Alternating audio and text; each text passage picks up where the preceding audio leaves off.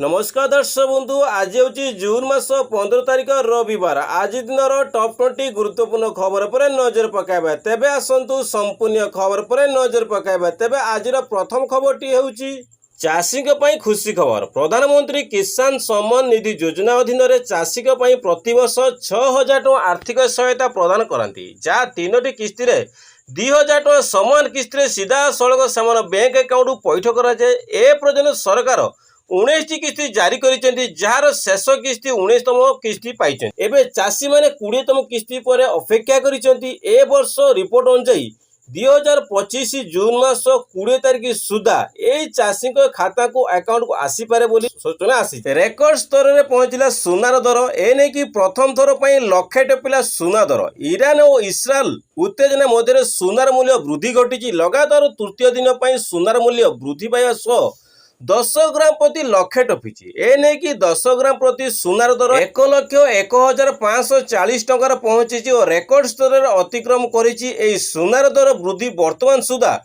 सुना बजार में सबुठार बड़ वृद्धि करा जाइछि। जळीगला पूरा प्लेन, जळीगले शह शह यात्री विमान रे लुहा खंड विस्फोरण तरिगला, किंतु प्लेन रे थिबा श्रीमद भागवत गीतार किछि भी होइनी।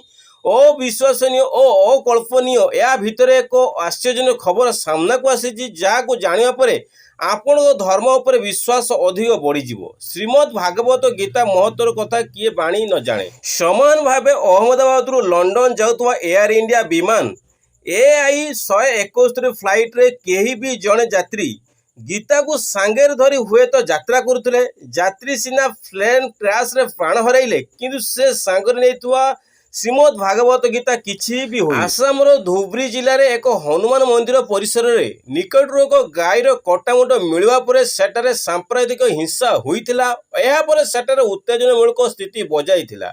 दुई गोष्ठी के मध्य छका पंजा चली। मुख्यमंत्री हिमंत विश्व शर्मा घटनास्थल परिदर्शन करी स्थिति समीक्षा करिसेंती। हिंसाकारी को देखा मात्र गुली करने को निर्देश दे मुख्यमंत्री हिमंत विश्व शर्मा परिस्थिति नियंत्रण करने को सेठारे रैपिड एक्शन फोर्स और CRPF मुतयन करा जायछि और जिला प्रशासन गोटे स्थान अधिक लोक एकत्र होगा पर रोक लगा जायछि। और मुख्यमंत्री शर्मा निजर एक्स हैंडल लिखिछंती और जिलार समस्त सांप्रदायिक शक्ति को परास्त करवा और आईन श्रृंखला बजाय रखा आमर प्रतिबंध। रथ उपर मोबाइल व्यवहार संपूर्ण बारण। अणसेवायत चढ़ी नियाजीव कार्यानुष्ठान। ए नै कि द्वैतपति सह श्रीमंदिर मुख्य प्रशासक अध्यक्षरे बसिथिला एक बैठक। नियागला गुरुत्वपूर्ण निष्पत्ति।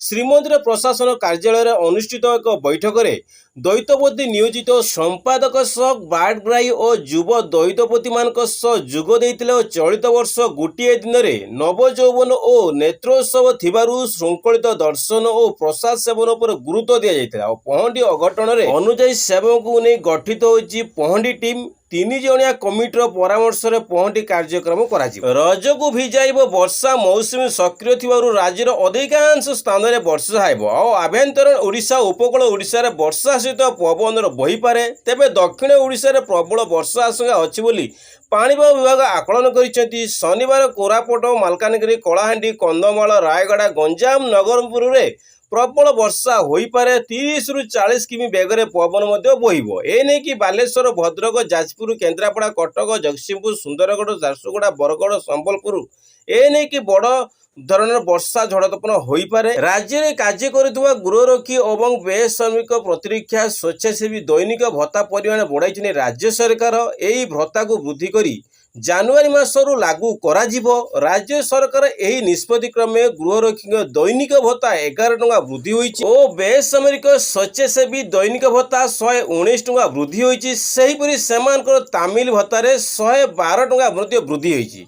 राज्य सरकार यही घोषणा अनुसार गृहरक्षी एणिकी 623 टଙ୍କା पाइबे और पूर्व से 612 टଙ୍କା पाउथिले। सेहिपरि बेसामरिक प्रतिरक्षा स्वेच्छासेवी माने दैनिक भत्ता आकलन 150 टଙ୍କା एवं तामिल काल दैनिक 140 टଙ୍କା पाइबे। सेतेबेले तांकर आवश्यक हेबे सेतेबेले सरकार नियोजित करबा सह ए भत्ता प्रदान करिवे। 20 तारिख रे आसुचंती प्रधानमंत्री नरेंद्र मोदी। प्रधानमंत्री उपस्थित रे 20 तारिख अंत्योदय गृह योजनार कार्यादेश बंटा जिवो और 50,000 हिताधिकारी कार्यादेश बंटन करा सूचना दी जाइछि। ए नै कि पंचायत राज मंत्री रवि नारायण कहिसेंती ମନ୍ତ୍ରୀଙ୍କ ସୂଚନା ମୁତାବକ 20 ତାରିଖର ଅପରାହ୍ନ 3ଟାରେ ପ୍ରଧାନମନ୍ତ୍ରୀ ବିମାନ ବନ୍ଦରରେ ପହଞ୍ଚିବ ଓ ପ୍ରଥମେ ତିରଙ୍ଗା ଯାତ୍ରା ସାମିଲ ହେବ, ପରେ ରୋଡ୍ ଶୋ ମଧ୍ୟ କରାଯିବ ଓ ପ୍ରଧାନମନ୍ତ୍ରୀ ଉପସ୍ଥିତିରେ 20 ତାରିଖରେ ଅନ୍ତ୍ୟୋଦୟ ଗୃହ ଯୋଜନାର କାର୍ଯ୍ୟଦେଶ ବଣ୍ଟନ କରାଯିବ ଓ 50,000 ହିତାଧିକାରୀମାନଙ୍କୁ କାର୍ଯ୍ୟଦେଶରେ ବଣ୍ଟନ କରାଯିବ।